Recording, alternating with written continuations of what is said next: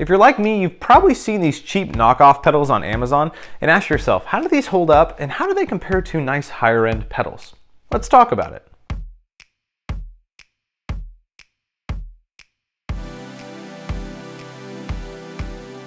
Hey guys, Josh here again with Daily Mountain Bike Rider, and today we're talking all about pedals.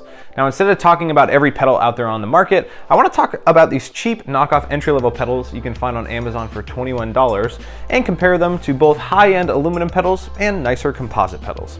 Now, before we talk about this pedal specifically, we should probably talk about the pedal that it was knocked off from, and that would be the Raceface Chester. Raceface came out a couple years back with this new pedal called the Chester. It was a low-end composite pedal that cost just $50, yet it was promised to be durable, long-lasting, and just as effective as an aluminum pedal. And they took the market by storm. Like me, everybody went out and bought a pair, threw them on their bike, and realized that these things not only suffice for pedals, but they are extremely long-lasting. And for me, I've used these for the last 2 years, one entire season with just these pedals, and they still run perfectly. So when I recently had to get another pair of pedals, jumped on Amazon, typed in Raceface Chester, saw they were $46, a really good price, but also noticed they had these cheap knockoff versions called the Fookers. Now these are $21. I don't know who came up with the name. They're probably hilarious. So I saw these and noticed, yes, in every way, these are the exact same, but would they be as good as these Raceface pedals? Because if they are half the price, same quality, why not save a couple of dollars? Yes, you're not supporting a really great company, Raceface, but some people are super budget conscious. So I ordered these up, compared them, and then rode them on my bike for about the last 5 months. That's right, 5 months, every ride, throwing these cheap pedals on, and I'm amazed at how well these things performed.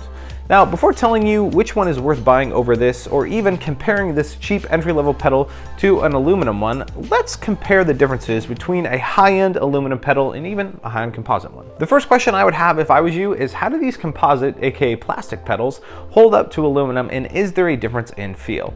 If you're anything like me, you started off on these composite pedals because they were inexpensive and then dreamed of getting aluminum ones. I'll never forget the first time I spent $120 on these Kona Wawa 2s, and I've actually had 2 sets of these pedals and used them a lot.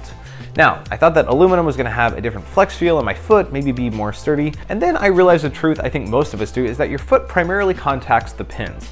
And I've never felt any flex in composite pedals, so really it comes down to the pedal design, foot placement on the pedal, and which one has the better pins. Now, the second big difference to notice is the pedal shape and where the pin placement is. Like I said, I felt like the materials don't really make that much of a difference, but what it does is the size and shape of a pedal and where the pins are placed.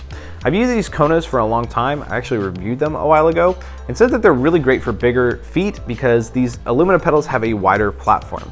Now, I found a lot of aluminum pedals do have a wider, thinner profile because you're able to do that with aluminum, whereas you get too thin with composite, it starts to crack, which is an issue I've had in the past.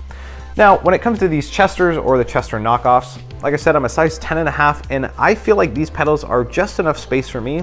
If I was maybe a size 11 and above, I might look for different pedals, kind of like the Wawa 2s, and find some more surface area. But as far as pins go, I've had no issues slipping on either of these pedals.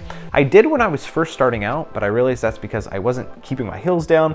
My foot was probably a little too far back on the pedal and needed be a little more in the middle. But overall, I'd say it's pretty much a toss-up, but we'll give the edge to the Konas. Now, the last big difference of these pedals is one that you won't see as much, but definitely plays a huge factor, and that is the bearings.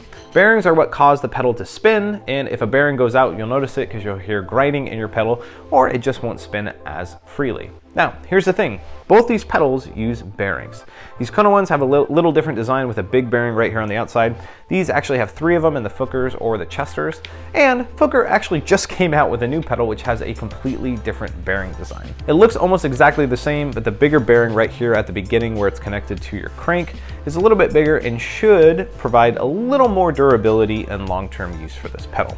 What I found is no matter what pedal you use, eventually you will have to replace the bearings. Now here's where things get interesting. I haven't seen these composite Raceface or Fooker pedals wear out any quicker, but I have seen them wear out in my aluminum pedals. In a rebuild kit, whether it's a Kona, a 1-Up, you name it, usually cost about $20. And that's just for the kit. So if you don't do the labor yourself, which isn't too difficult, but some people don't like to do, then you're paying 20, maybe 30 bucks to a shop to rebuild your pedals, and then you're out $20 to $50 when these pedals, when the bearings go out, cost just $21. So not only do you get new bearings, but you get a whole new build of a pedal, and who knows, they might have updated it like they recently did. So when it comes to bearings, yes, are you gonna get a nicer bearing on a nicer pedal? Absolutely. But eventually you're going to have to replace those, and you have to factor in the cost of getting a replacement kit and then doing the labor to do it.